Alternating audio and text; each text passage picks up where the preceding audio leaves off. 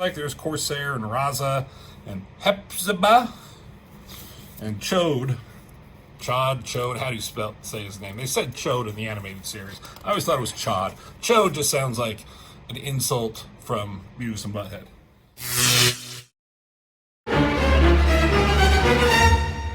Hey everyone, welcome back to Norton Man Reviews. And what is this? This is kind of a random ass comic, but the Fantastic Four movie is coming out this weekend.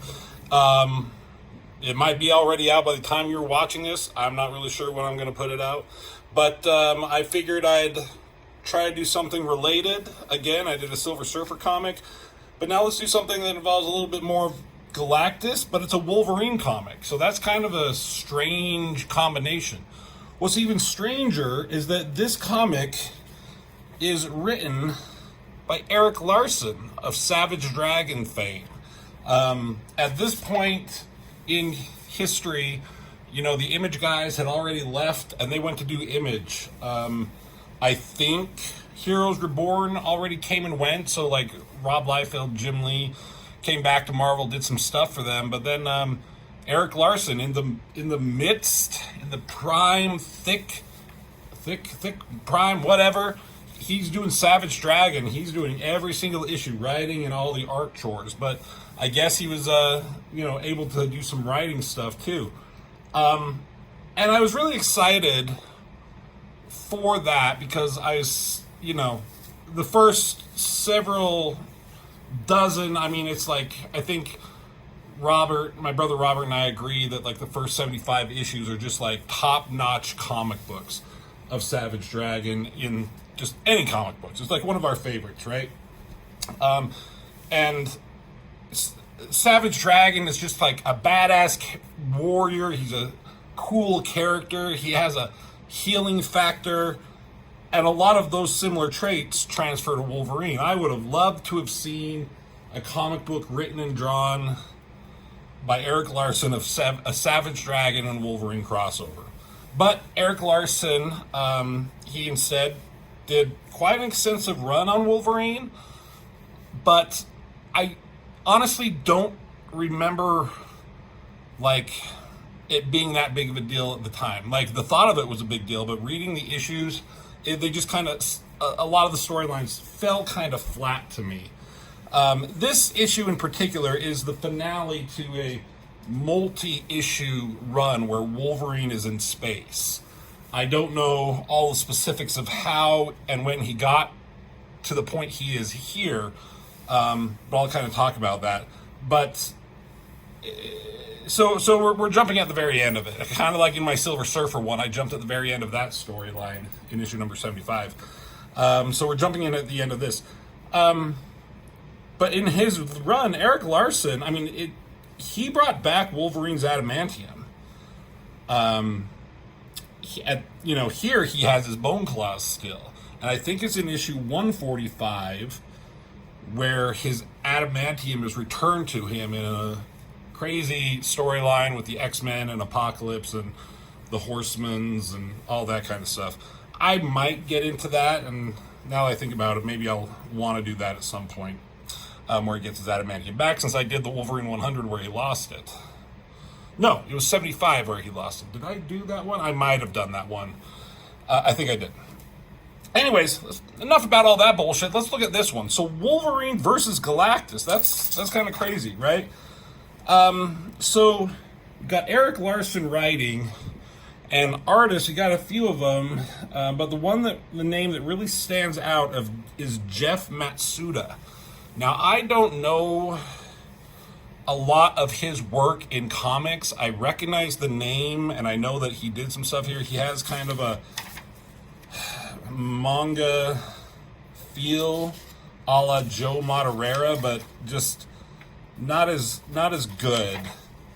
He's not a bad artist in any stretch of the imagination, but I just don't remember, much about his art or remembering it. I do, however, know that Jeff Matsuda was the art director for the Batman cartoon. I'm trying to think. Like I think it was the first series that came after, the Batman animated series. So this is some time ago, and that's a good series, and the art direction on that is pretty good, and you can see his art style in that show. But here, it's okay. So here we got, like, Galactus, and he shows up. So where Wolverine is, he's on some kind of prison planet. The Starjammers are involved, and some other new characters are introduced. But Wolverine's trying to liberate this prison planet, but then he finds out it's not a prison planet. Wait, I don't even know if he was trying to liberate it. I don't know what the fuck he was trying to do, honestly. He discovers that this planet was like a sanctuary for endangered species, particularly species that have survived Galactus's destruction of their planet, or him eating their planet, consuming it, whatever he does. So there's a lot of innocent people on this planet as opposed to just criminals. And in the last issue, I don't know what was going on, but Galactus shows up ready to consume this planet again. There's no herald or anything that they show in this. It's just Galactus and Wolverine. There's a lot of inner monologue going on here with Wolverine. We're not going to really get into it too much. He just knows that, like, what is he to do? Wolverine has no, there's no way Wolverine can confront Galactus in any way, shape, or form. Not physically, not intellectually. Galactus will not even pay attention to you if you are not on some kind of his level. He will ignore the fuck out of you. I think he only talks to Reed Richards because of how smart he is. I wonder if they're going to incorporate that into the movie at all. So, all the lives on this planet mean nothing to him. So Wolverine here, like, what's he going to do? He's going to slash at his fucking ankles or something, and he probably won't even feel it. It's probably like a mosquito bite, even less than that. You might, like, swat it, like, hey, get the fuck out of here, but that's about it. So, Galactus, I don't know, we're not going to go beat for beat through this comic book, but he's starting his machines. They're engaging whatever machines he needs to, have to consume the planet and its energies. Jeff Matsuda, his art, I'm not a huge fan of this style, but I'm not, like, hating any of this. Like, this shot of Galactus looks cool.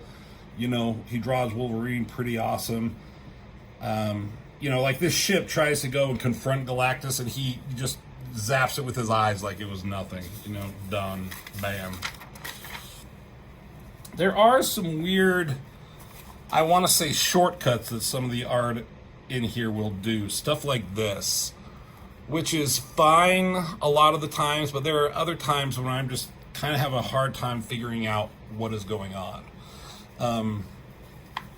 There's a couple of people Wolverine here is talking to about the situation. We got to get people off. How do we stop Galactus? This guy is a robot, but he's a warrior. He's going to make a last stand, and Wolverine's going to help him. He runs into some alien kid who's looking for his dad. It's actually kind of heartbreaking.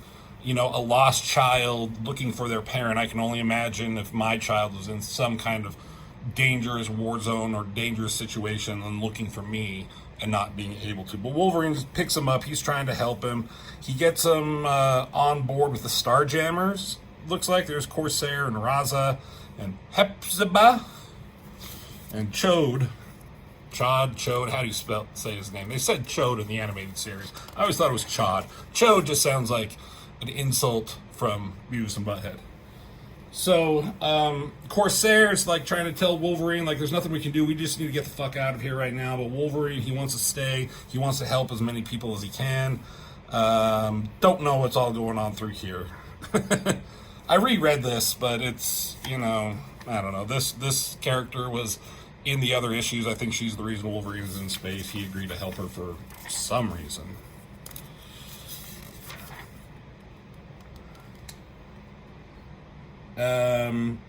Again, Wolverine's going out. He's doing what he can. He's seeing the destruction, and he finds his, like, robot buddy, and helps him up or something.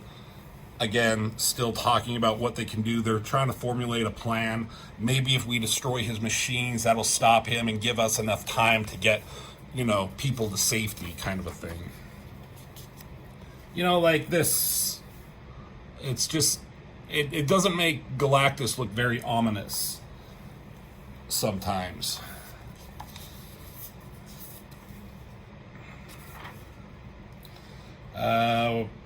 Don't really know what's going on here. Wolverine's got his bone claws out. He's got something strapped to him. Is he jumping? I don't know what he's doing. But he wants to destroy the machines to make the big guy lose his appetite.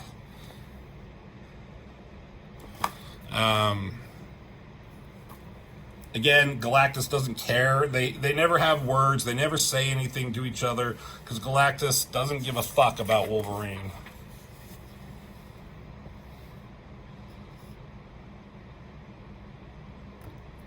This woman who he's with has some kind of mental hypnosis powers, and she attempts to, do that to Galactus. And for a second, everyone looks like it's going to work, but then it kind of like fries her brain and she goes down crashing.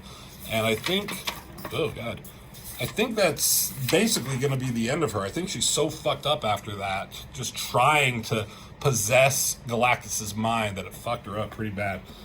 Wolverine is sitting here with his bone claws, hacking and slashing at this machinery, trying to do whatever he can. And it says here,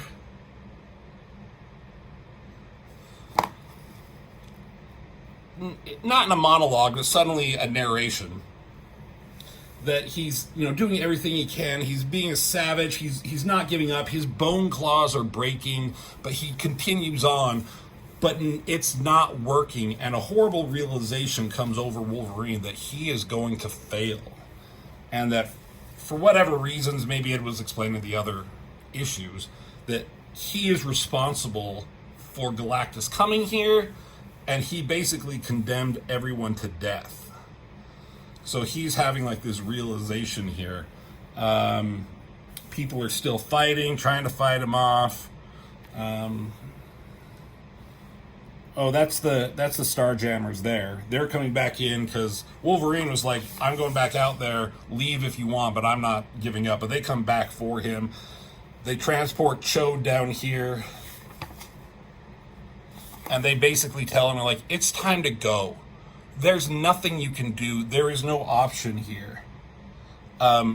You have to come with us. He's like, I can't leave my robot buddy. But he comes running in holding that woman, and she's kind of like mind fucked. And he's like, oh, great. Okay, great. Like, let's all go. He's like, no, do as your weird reptilian friend suggests, but I'm going back out there. That's his weird robotic warrior spirit. But he gets shot immediately, or something happens. And Chode is like, come on, Wolverine, let's just go. We got to get out of here. There's nothing you can do.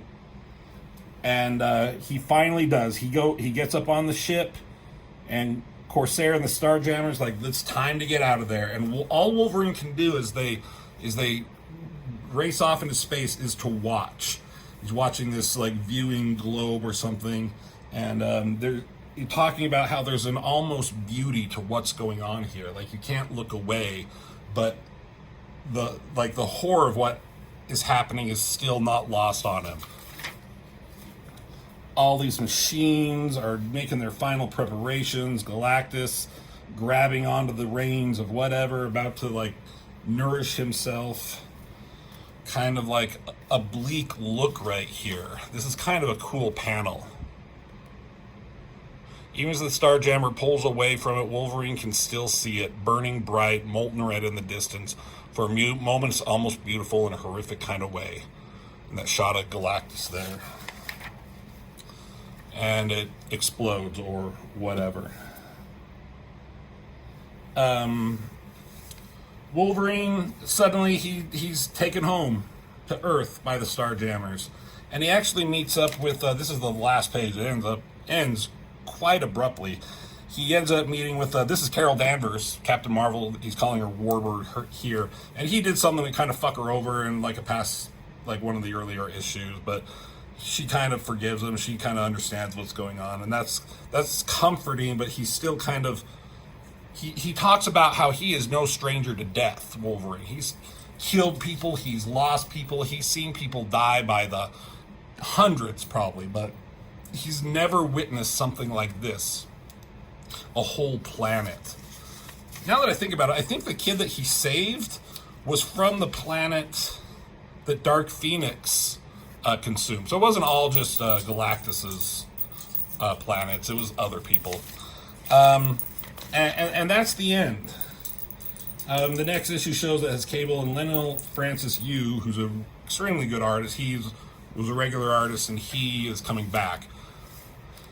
So that's the issue of Wolverine, and I think Erik Larsen was trying to do something pretty emotional, like not out of character for Wolverine, but put him like a fish out of water, like in an environment and a situation that he's never been in before, that he usually isn't. You know, you think of Wolverine, you think of the wilderness, or with the X-Men, you know, that kind of stuff. Fighting Galactus all by himself on a crazy, weird prison/sanctuary planet, where what is Wolverine to do? And just him realize and having to live with his own failure. I think Erik Larsen was really onto something, but any words that come out of someone's mouth before the word "but" is just horseshit, I've heard. The artist didn't quite capture what I think he was trying to do. And it's not just me thinking that, and maybe that idea was put in my head, but I remember reading this and not being, you know, kind of feeling underwhelmed. I got the basic point of it, but I'm like, okay, next. But I remember reading interviews, and I think Erik Larsen himself was a little annoyed by the art in this. Like, the artist that he was using didn't quite capture his vision of what he wanted the story to be. And you know, that's something, if you're a writer, that you have to deal with as a you know, working with artists. A lot of artists can write their own stuff. I write my own stuff, but that's almost out of necessity. I have my own ideas that I want to get out there. So I feel like sometimes I'm more of a writer than an artist, and if I could show my stories in another medium, I would. But like, I also have, you know, I would say a gift of being able to draw as well. So I'm kind of fortunate. So as a writer, I can, to my limited abilities, at least put down to something that I'm happy with. You know, yeah, if I was able to get Jim Lee to draw my stories, I'd jump on that in a heartbeat. But, you know, if Erik Larsen drew this, would it have been better? Probably. He probably had a better vision in his mind of what he wanted this storyline to be, with the emotions and the awesomeness, and I mean that in a cosmic way, of Galactus. Here it's just like, oh, it's Galactus. Like, if this is your first comic book reading about Galactus, you probably like not think he was such a big deal. They don't have a lot of shots of him being big and ominous. That one is okay. You know, it just doesn't get to me like I think some other artists would do. Could I do a better job? Probably not. In fact, probably definitely not. But maybe. You know, it all depends. So that's it. That's kind of all the thoughts I had on this. I want to do this because of, like I said, Galactus and the Fantastic Four movie coming out. Did anybody else read this when it came out? Did you remember this? And what were your thoughts of this story? Do you think the art was fine? Do you think I'm critiquing it too much? Or just tell me your thoughts on it. So thanks for watching. Give a like and subscribe. Please comment. A few of you have been commenting a lot lately, and I really appreciate it. So thank you, and as always, I will see you in the next video.